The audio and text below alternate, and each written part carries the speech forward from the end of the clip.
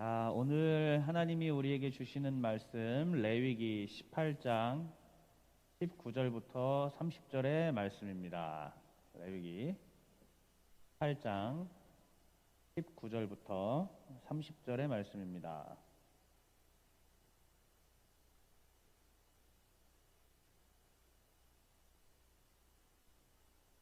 지금 2.5단계로 가느냐 마느냐에 또 기로에 있네요. 또 발표한다고 하네요. 예. 만약에 3단계까지 되면은 방송 요원도 있어서는 안 된대요. 아예 1인 방송을 해야 된다더라고요. 그건 또 어떻게 해야 될까? 한 번도 경험하지 못한 거기 때문에 하여튼 모두가 지금 어려운 상황인데 우리는 지금 인원수가 딱 됩니다. 지금 딱 그 지금 현재 단계에 맞는 지금 인원수니까 염려하지 마시고 또 예배 마친 다음에는 빨리 또 환기하고 환기 빨리 환기하고 그렇게 하면 좋겠습니다. 자. 좀 글씨가 작아요. 작아도 잘 또 앞에 화면이랑 같이 보시면서 한 절 한 절 읽도록 하겠습니다. 또 한 절 여러분 한 절 갈게요. 좀 30절까지 깁니다. 너는 여인이 월경으로 불결한 동안에 그에게 가까이 하여 그의 하체를 범하지 말지니라.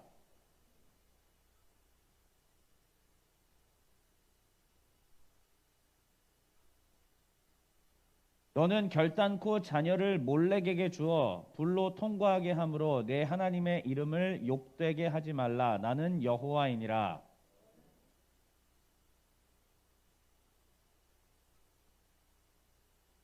너는 짐승과 교합하여 자기를 더럽히지 말며 여자는 짐승 앞에 서서 그것과 교접하지 말라. 이는 문란한 일이니라.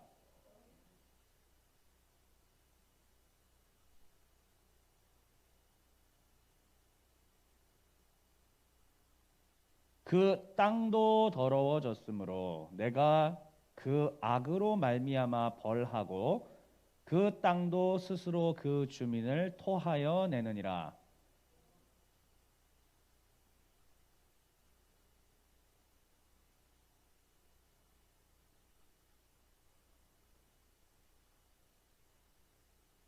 너희 전에 있던 그 땅 주민이 이 모든 가증한 일을 행하였고 그 땅도 더러워졌느니라.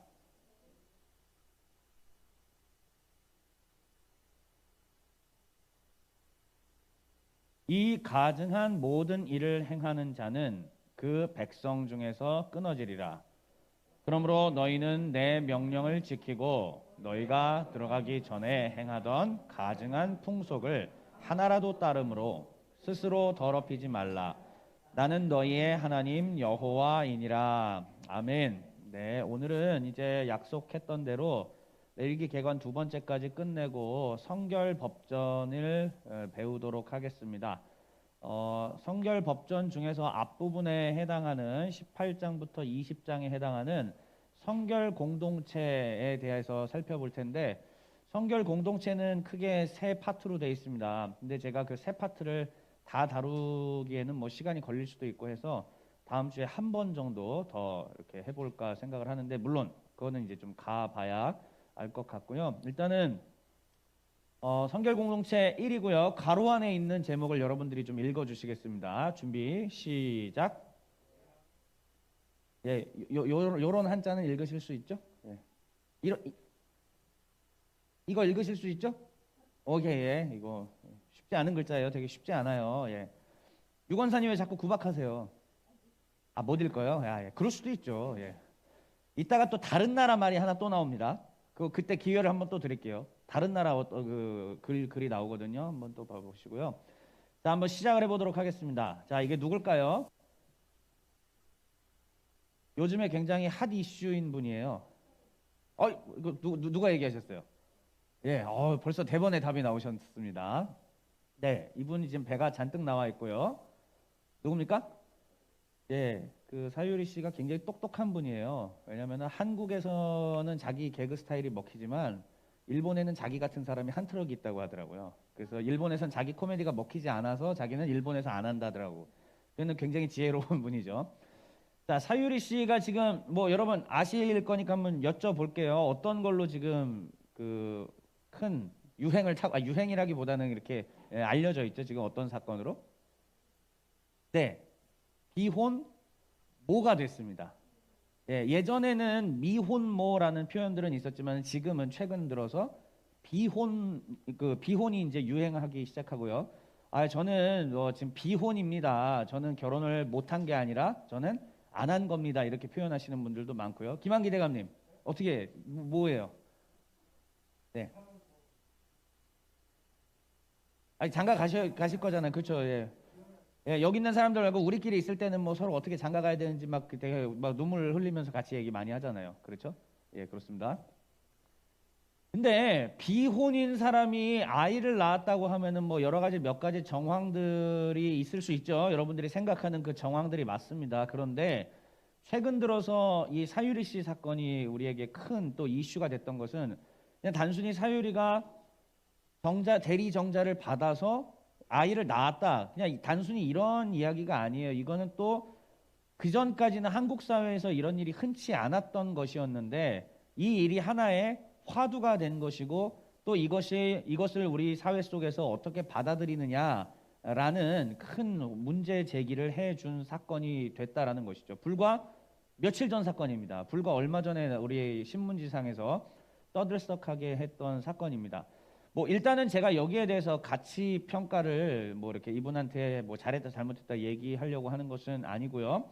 자, 이 사건이 나온 다음에 제가 평소에 즐겨 듣는 또 CBS 라디오 우리 김현정의 뉴스쇼 제가 굉장히 사랑하는 아침에는 김현정의 뉴스쇼 저녁에는 정관용의 시사자키 요거 이제 항상 굉장히 즐겨 듣는데요.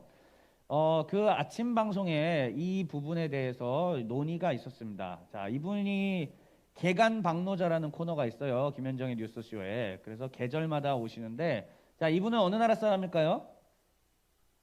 네? 자, 일단 오슬로라고 돼 있으니까 뭐 노르웨이 이렇게 하시는 것 같은데 사실 현재 법적으로 이분은 한국인입니다.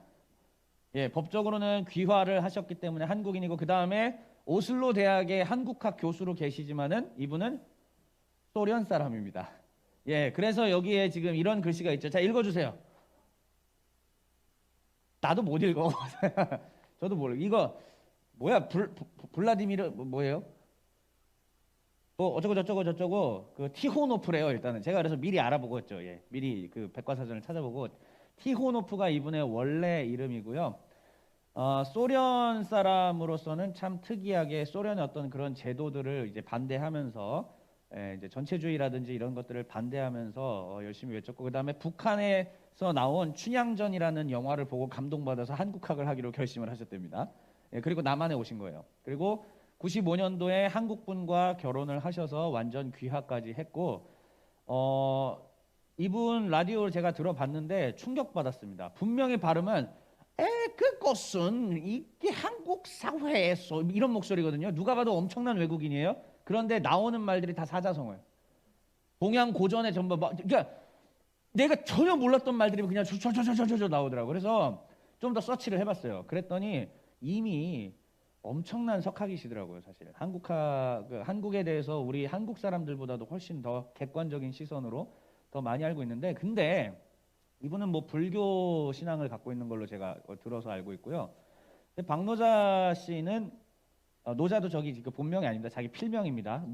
그 러시아를 노라고 하잖아요. 노자 러시아의 아들이란 뜻입니다. 예, 그래서 박노자가 자기 필명이고 이 박노자 교수께서 이 사유리 사건에 대해서는 이렇게 평가하시더라고요. 여러분 이 평가 내용이 중요한 게 아니라 이 평가를 하는 이 구조 과정들을 한번 잘 생각해 보세요.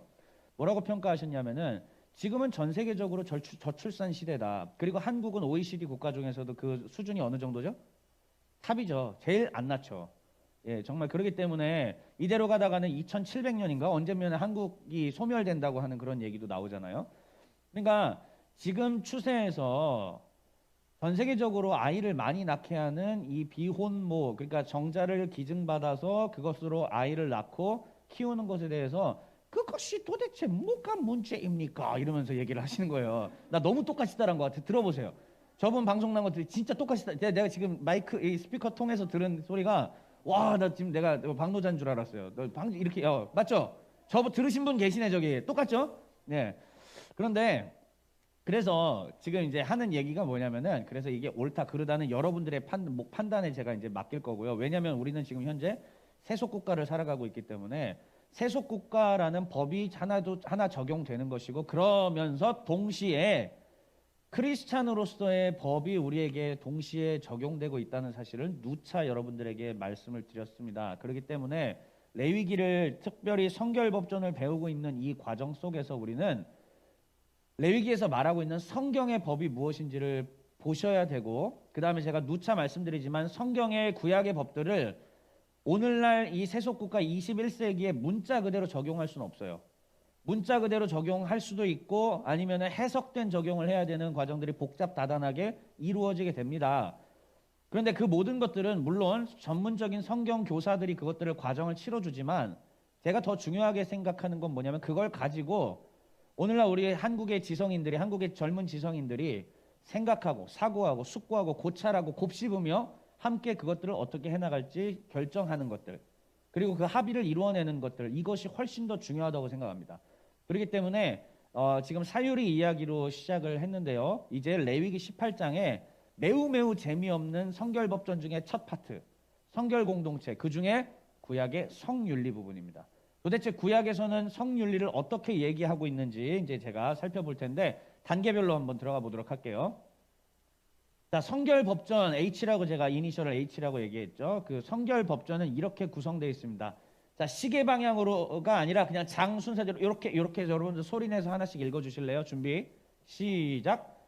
성결공동체, 제사장 구별, 시간의 성별, 축복과 저주. 물론 27장까지 있는데 27장은 그냥 나가는 말 정도로 생각하시면 됩니다. 서원에 관련된 부분인데 27장 그냥 딱 마지막 장이니까 떼서 나가는 말 수준으로 보시면 되고, 성결법전의 몸통은 이런 겁니다.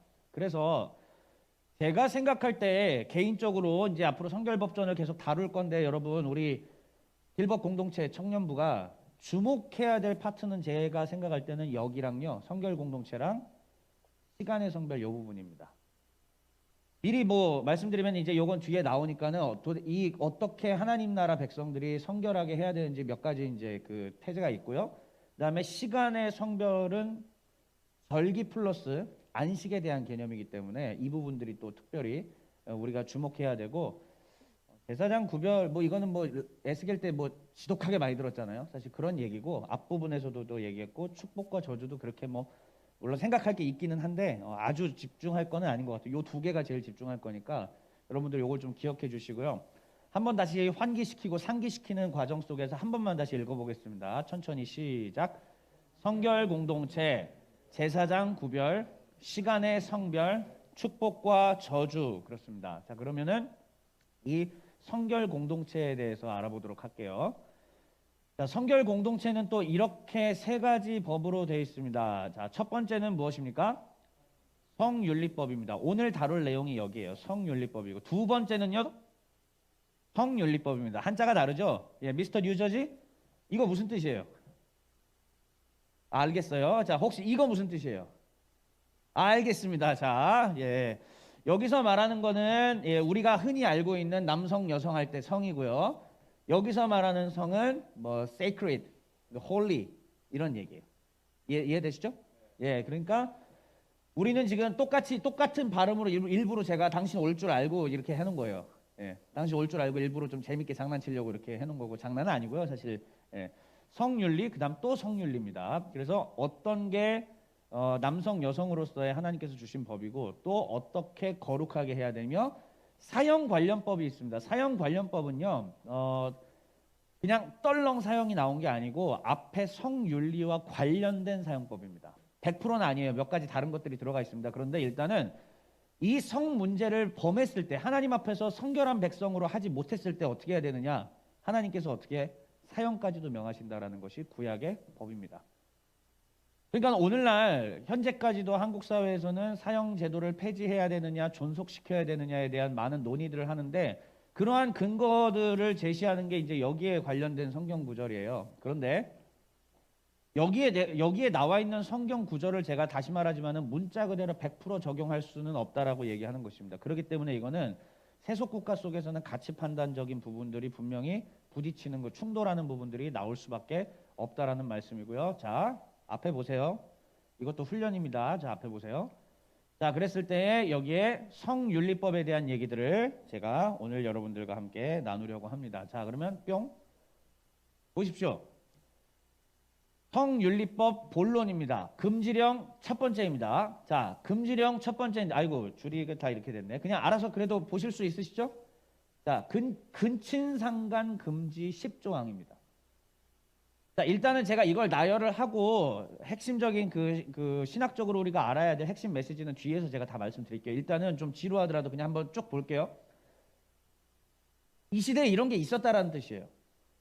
이 시대에 이런 문제가 있었고 오늘날 우리 가운데에도 이런 문제들이 있을 수 있고 그 다음에 오늘날은 이때 기록되지 않았던 또 다른 문제들까지도 우리 가운데 있을 수 있죠.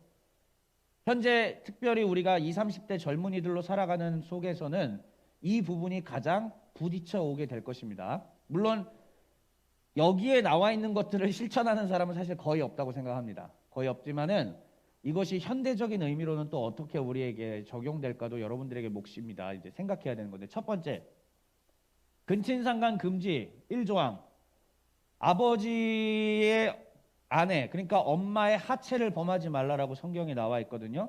자, 이거 기본적으로 여러분들 이게 상상이 안 되실 겁니다. 근데 그런 일이 있었던 걸로 추측이 됩니다. 상상이 안 되죠. 근데 여기서는 뭐 신학적 의미들이 있어요.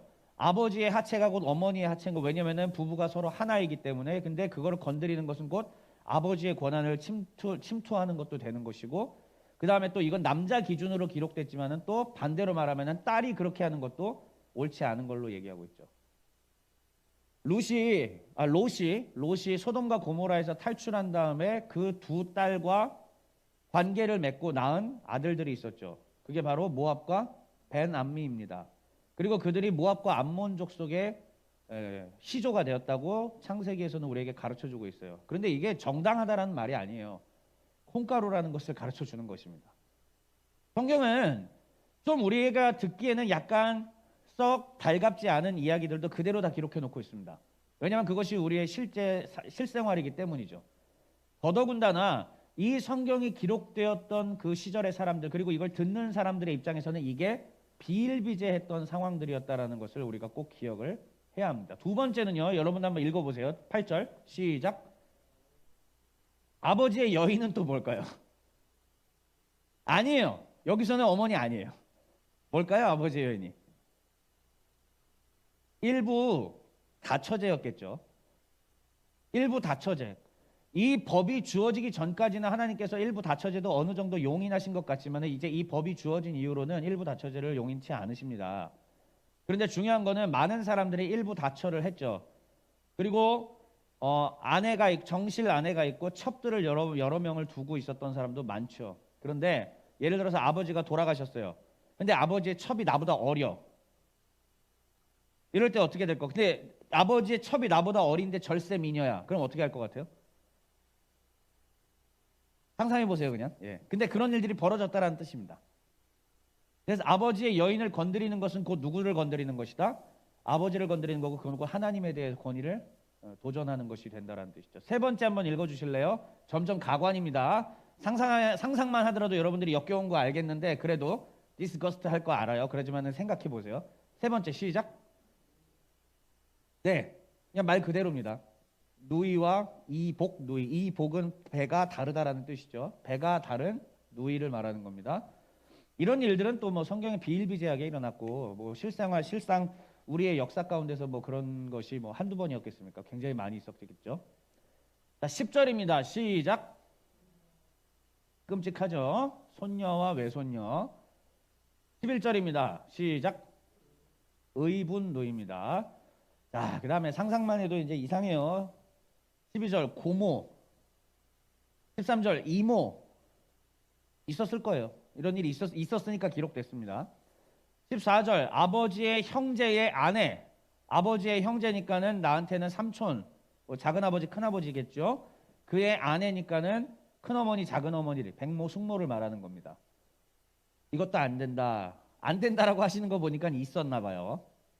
그 다음에 며느리를 건드리는 이야기들은 오늘날에도 신문지상에 심심치 않게 나오더라고요. 예, 그런 것들을 보니까는 며느리를 건드려서 추행죄로 잡혀가는 분들이 더러 심심치 않게 있습니다. 그 다음에 마지막 10조항은 뭐냐면은 읽어보세요. 시작.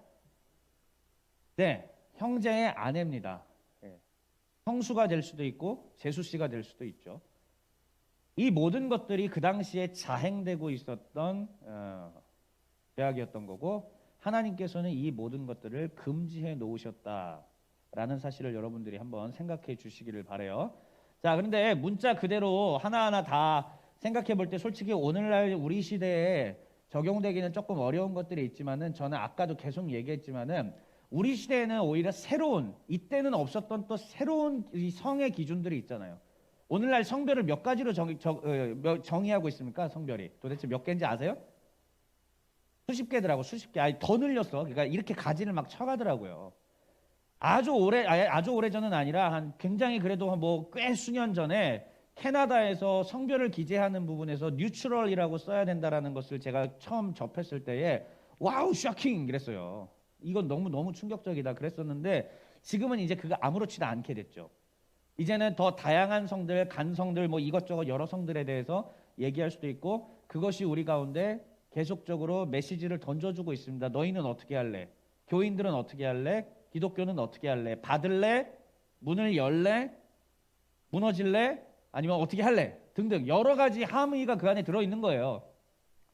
거기서는 또 더 나아가서 제가 일전에 말씀드린 적이 있겠지만은 성자유주의가 거기에 이 철학적 사조가 영향을 끼쳤죠. 성자유주의라고 하는 철학적 사조부터 지금까지 이게 내려오는 거였고 일전에 제가 또 68혁명 얘기해 드렸던 거 혹시 기억나는 분? 예, 기억나세요? 억압하는 것들을 다 풀어버리라고 하는 그 68혁명에 대한 얘기도 제가 말씀드린 적이 있었죠. 그러니까 결국은 거기로부터 시작되는 이것들과 성경에서 말하고 있는 고리타분한 내용이 부딪히는 겁니다. 그런데 수천 년 전에 있었던 이 고리타분한 내용을 통해서 우리는 어쨌든 우리 시대를 해석해야 돼요. 제가 지난 시간에 말씀드렸죠. 율법이 왜 이야기와 법전으로 구성되어 있는가? 굳이 이야기가 있어야 되는 이유가 뭐라고 그랬죠? 법만 있어도 되는데 그 안에 들어있는 하나님의 마음과 하나님의 뜻을 해석할 수 있는 장치가 이야기라고 제가 말씀드렸잖아요. 그러니까 우리 시대에 21세기인 우리 시대에 적용해 갈 수 있는 것들을 여기서도 충분히 찾을 수 있고 그것들은 단순히 제 설교라기보다는 건전한 지성을 가진 여러분들이 이 말씀을 가지고 토론하는 과정 속에서 더 깊은 내용들이 전 나올 수 있다고 생각을 합니다. 자, 일단 넘어갈게요. 금지령 두 번째입니다. 이거는 일반적 성윤리 금지 조항인데 첫 번째는 제가 얘기했죠. 자, 그 생리하는 부분에 대해서는 그게 더럽고 부정하다라고 제가 말 안 했어요. 분명히 얘기했죠. 피의 상징성을 얘기해 드렸죠. 피는 곧 생명이라고 얘기했고 그래서 하나님은 제사장들한테 그 제사 드릴 때도 절대 피는 안 된다고 했잖아요. 피와 기름은 안 된다, 먹으면 안 된다라고 말씀드렸죠. 그러니까 피를 기준으로 생명을 기준으로 피가 밖으로 나가는 거는 있어야 될 자리에서 벗어나는 거기 때문에 이거는 정부정 개념에서 부정이 되는 거예요. 이게 그 당시 이 고대 근동의 사고 방식입니다. 그러니까 이 특별히 레위기에서도 피를 굉장히 많이 강조해요. 이 생리가 있는 중에 여인과의 성관계. 오늘날 우리 시대 때는 뭐 여러분들 뭐 다 아시고 방송도 보시고 뭐 여러 가지 생각들이 있으실 테니까 이거 문제되지 않습니다, 사실은. 그런데 고대 근동 사회에서는 이 부분들은 하나님의 기준에서는 피가 생명이기 때문에 신학적 명령이에요. 이해되세요? 그러니까 절대적 정언법적 명령이 아니라 이것은 하나님의 신학적 명령이라는 거예요. 피는 생명이다. 그러니까 생명을 다루는 너희들은 생명을 다루는 자들이고 생명을 소중히 여겨야 되는 자들이다라는 것을 이 법조항을 통해서 하나님께서 심어주신다라는 말씀입니다. 그러니까 이거는 오늘날 21세기에서는 해석해야 되는 거예요. 이 부분들 같은 경우는. 자, 어쨌든 생리 중 여인과의 성관계 금지가 19절에 나오고 그 다음에는 두 번째 여러분들 읽어주실래요? 시작. 이건 뭐 해석될 여지가 없어요. 사실 그러니까 이게 어려운 겁니다. 다 이해되시죠? 이건 해석의 여지가 없습니다. 유부녀와의 간음이 금지된 거. 근데 몇 년 전에 뭐가 통과됐죠? 간통법이 폐지됐다가 뭐 이렇게 계속 지금 뭐 낙태죄도 지금 됐다가 이렇게 했다가 또 이렇게 했다가 이렇게 했다가 그런 일들이 지금 계속 시속 게임들이 벌어지고 있는 것들을 볼 수 있습니다. 자, 세 번째는 몰렉에게 어린이 인신제사 금지. 몰렉신에게는 몰렉신을 감동시키기 위해서는 자기 자식을 드려야 돼요. 끔찍한 일이죠. 그러면 갑자기 성에 대한 얘기가 나오다가 몰렉신 얘기가 왜 나오느냐? 여기 빨간 글씨 한번. 영적 간음으로 간주하기 때문에 이 부분들을 다루고 있는 것입니다. 몰렉에게 자기의 자식을 불태워서 제물로 드리는 것은 영적 간음이에요. 그렇기 때문에 이 내용이 나와 있는 거고, 그 다음에 동성애 금지. 진짜 이건 말하기 힘들고 진짜 말하기 너무 힘들다 진짜. 수년 동안 동성애에 관련돼서 저도 연구를 해오고 있고 이렇게 하고 저렇게 하고 SNS에서 진짜 수만 개의 글들과 이런 것들을 다 보고는 했지만은 이런 느낌이에요. 말씀드릴게요. 이거예요 그냥. 뭐죠 이게? 평행선이에요. 그러니까 여기서 사고하는 게 전혀 다르고 여기서 사고하는 게 전혀 다르고, 쉽게 말씀드립니다. 보수적으로 성경을 해석하는 분들의 입장에서는 성경의 가치를 최고 우선으로 되니까는 조금 더 문자적인 해석을 해요. 그 다음에 성자유주의적인 일반 철학적 사조를 생각하시는 분들 입장에서는 이게 뭐냐면은 이분들은 텍스트를 해석하는 방식이 성경 텍스트 해석하는 것과 전혀 달라요. 그러니까 여기만의 텍스트 해석 방식이 있단 말이죠. 자, 그러면 이분들이 성경을 해석할 때 무슨 일이 벌어질까요? 이쪽 위주의 성경 해석이 되겠지. 근데 성경은 하나님께서 성령의 영감으로 주셨기도 하고 성경에 신학이 있어요. 제가 계속 그래서 신학적 사고 말씀드리잖아요. 성경의 신학이 말하고자 하는 바가 있기 때문에 그 신학에 관련돼서 해석을 해야 됩니다. 말씀드렸던 게 바로 피예요. 피라는 거는 여기서 해석 못해요. 근데 제가 말씀드린 이 피는 성경에 말하는 생명이라고 하는 여기 성경에만 담겨있는 신학적 해석입니다. 이게 지금 평행선을 그리고 있는 거예요. 그렇기 때문에 저는 여러분들 가운데 먼저는 이쪽에 대한 얘기들은 여러분들이 많이 들었을 거란 말이야. 근데 제가 균형을 맞춰 드릴게요. 성경 텍스트에 대해서 여러분들이 더 많이 제가 여러분들을 여기에 노출시켜 드리는 겁니다. 레위기를 더 읽어 보셔야 돼요. 그리고 생각하셔야 됩니다. 그리고 21세기에 이걸 어떻게 받아들일 건지 더 고민하셔야 됩니다. 일단은 이걸 말씀드릴게요. 동성애는 왜 금지냐? 가나안 풍습입니다. 이게 제가 나중에 오늘 설교에 이야기할 결론이거든요, 사실은. 자, 보세요.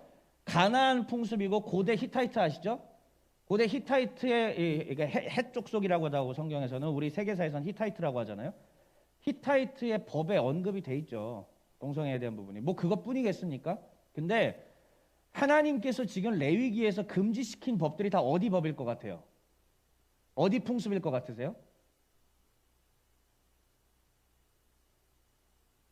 유추를 해보세요. 하나님이 성경에서 지금 금지시키고 있는 법들이 어디 법일 것 같으세요?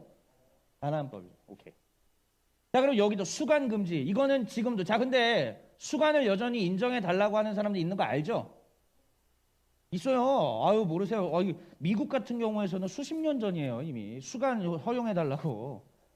예, 동물과의 결혼도 이제 열어달라고 이제 얘기하고 있는데 뭐 영혼 결혼식이랑 시체랑 결혼도 하는 뭐 판국인데 그게 뭐 문제야, 동물은. 자, 그런데 잘 보세요. 이것도 기준이에요. 여기에서 말하고 있는 거는 뭐냐면은 하나님의 창조 질서 경계를 넘어선 거예요. 레위기는 계속 거룩과, 그러니까 부정, 정, 거룩, 이거 말씀드렸죠. 부정, 탐해, 그다음에 정, 타호르, 그다음에 거룩, 카도시예요. 이거는 이게 영역이 있단 말이지. 근데 이 경계와 영역을 넘어서는 것을 하나님은 허락지 않으십니다. 그러니까 신의 산으로 올라올 때도 모세가 올라갈 수 있는 그 거리가 있었던 거고, 그 다음에 장로들이 올라갈 수 있는 영역이 따르고 백성들이 있을 자리가 따로 있었죠. 그 세 부류로, 세 공간 영역으로 되어 있어요. 똑같습니다. 하나님께서 처음에 천지를 창조하셨을 때는 영역이 있는 거예요. 사람에게 허락된 영역이 있어요. 천사에게 허락된 영역이 있고요. 그리고 하나님께만 허락된 영역이 있습니다. 그런데 수간이라고 하는 건 뭐냐면 하나님께서 허락한 영역을 넘어서는 겁니다. 인간이 동물과의 성적 교합을 갖는다. 이거 절대적으로 정상적인 것이 아니라 사실은 자기의 쾌락과 만족을 위한 거죠. 자, 이게 또 30년 뒤에는 제 발언이 녹화가 돼서 이거 과거 30년 전에 고리타분했던 뭐 발언이라고 할지도 몰라요. 이 발언이 그 기록이 남아서. 근데 분명히 얘기할 수 있습니다. 이것도 이집트하고 가나안 문헌에 나와요. 그 당시부터 있었다는 얘기, 수천 년 전부터 있었던 인간의 풍습이라는 얘기입니다. 자, 이게 바로 성윤리의 두 번째 금지령, 일반적 성윤리 금지 조항입니다. 자, 여러분들 여기까지 오셨으면 이제 이거를 마지막으로 봐야 됩니다. 3500년 전으로 돌아가서 이 법을 한번 생각을 해봅시다. 요점이 뭐였을까요? 제가 미리 한번 얘기를 했는데, 지금으로부터 처음 이 법이 주어졌던 3500년 전 돌아가서 한번 생각해 보시죠. 이 법이 무슨 의미를 갖고 있었을까요?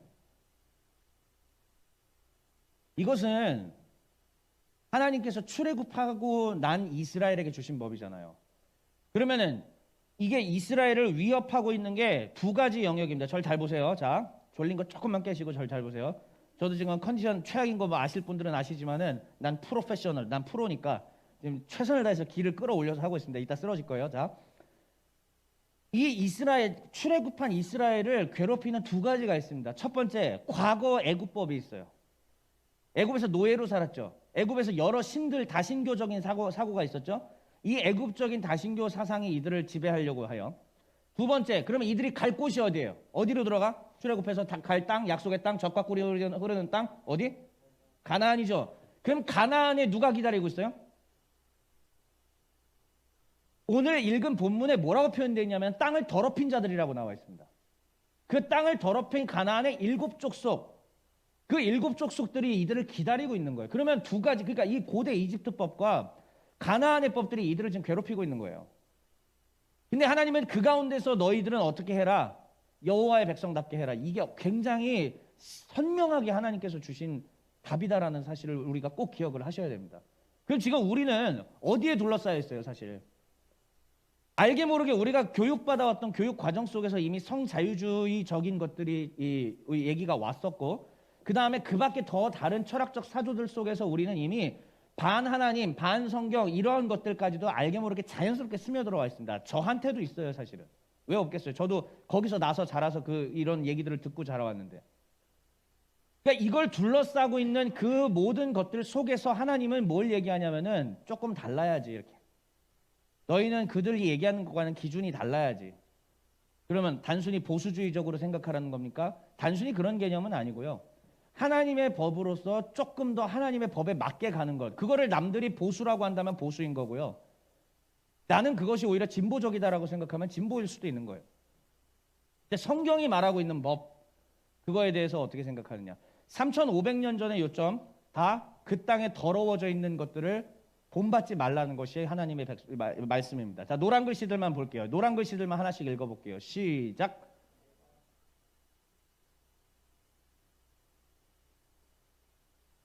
너희 앞에서 쫓아내는 것은 가나안 7족속들입니다. 이들은 과거에 지었던 죄 때문에, 과거에 지은 이런 성적 타락 때문에 어떻게 됐다? 하나님 보시기에 더러워진 겁니다. 그 다음에 25절의 노란 글씨도요. 시작. 그 결과가 땅이 이들을 버린다라는 말씀이에요. 자, 그 다음 27절에 있는 노란 글씨요. 시작. 네, 그 땅도 더러워졌느니라. 자, 그 다음에요. 28절에 노란 글씨요. 시작.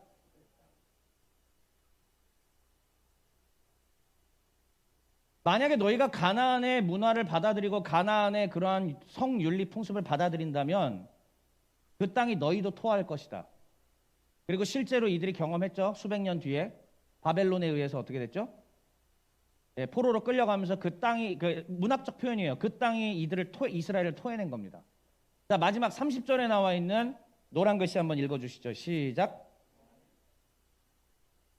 네, 그러면서 하나님께서 말씀하시는 이게 바로 motive clause, 이게 동기절인 겁니다. 나는 너희의 하나님 여호와다. 너희는 내가 불렀다. 내 것이기 때문에 너희는 마땅히 이 법을 듣고 따르고 지켜 행해야 된다라는 이야기입니다. 자, 마지막입니다. 2020년 현재를 살아가는 한국의 그리스도인에게 이 법은 대체 어떤 의미가 있을까요? 2020년 한국 사회 속에서 오늘날 지금 읽은 이 레위기 18장의 말씀들은 도대체 어떤 의미가 있겠습니까? 저는 이렇게 규정을 하고 싶어요. 아까 근친상간 10조항, 동성애, 수간 전부 다 경계를 넘어간 행위입니다. 이해하세요? 자, 다시 보세요. 잘 보시고 잘 들으셔야 돼요. 생각하셔야 됩니다. 지금 레위기 18장이 우리에게 보여주는 것은 전부가 다 경계를 넘어간 행위입니다. 하나님께서 인간에게 허락하신 경계를 넘어간 행위입니다. 자, 그러면 창세기 3장이 생각나지 않아요? 뭐죠? 선악과를 따먹은 행위는 뭐죠? 하나님이 허락하신 경계를 넘어간 행위입니다. 하나님이 허락하신 질서를 벗어난 행위입니다. 인간의 가슴 속에 DNA로 심겨져 있는 벗어나고 싶은 욕망, 경계를 넘어가고 싶은 욕망, 허물어버리고 싶은 욕망, 질서를 무너뜨리고 싶은 욕망, 이것이 인간의 가슴 속에 깊이 내재되어 있는 DNA라고 저는 생각을 합니다. 인정하지 않으실 분들은 상관없습니다. 저는 그렇게 생각합니다. 그러면 이 것들이 이 18장 본문을 보면서 우리는 부딪혀 오게 되는 거예요. 불편해야 돼요. 그리고 그 불편함 속에서 우리는 이제 결정을 내려야 됩니다. 그러면 나는 세상에서 말하는 그 법대로 경계를 넘어서면서 살 것인가? 2020년 현재는 계속 경계를 넘을 것을 명령하고 있거든요. 이 사회의 메시지들은. 근데 우리는 경계를 넘지 않고 하나님의 규칙 안에, 하나님 바운더리 안에서만 살겠노라고 이야기를 해야 됩니다. 이건 제가 주장하는 바예요. 그리고 여러분들에게 권면하는 바입니다. 그랬을 때 어떤 대접을 받을 거냐면 바보들, 천치들, 미련한 놈들, 이상한 놈들, 못난 놈, 모질이들, 이런 소리를 듣게 될 것입니다. 그럼에도 불구하고 하나님 백성들은 그 소리를 듣게 됨에도 불구하고 그 길을 걸어가야 된다. 이것이 제가 오늘 이 강론을 마무리 지으면서 여러분들에게 드리는 권면입니다. 자, 지금 이 시간에 같이 기도할 건데요. 기도하시면서 안주 좀 부탁드릴게요. 이제 기도하실 텐데, 기도하시면서 이 경계들을 넘어가는 것들이 나의 머릿속에는 어떠한 생각들이 있는지 한번 생각해 주시기를 바랍니다. 내 머릿속에서는 경계를 넘어가는 것들이 무엇이 있었는가? 성 부분도 당연한 거고요. 그 다음에 성을 넘어서는 또 다른 것들도 여러분들이 생각날 수 있어요. 다 생각하셔도 괜찮습니다. 크게 소리내서 기도 안 해도 좋습니다. 그냥 속으로만 생각하고 기도하셔도 됩니다. 그런데 경계를 넘어서려고 하는 그 모든 사안에 대해서 한번 생각해 주시기를 바라요. 경계를 넘어서는 것들. 그리고 하나님, 내가 하나님의 경계를 넘지 않겠습니다라고 결단해 주시기를 바랍니다. 우리 시간에 함께 기도합니다.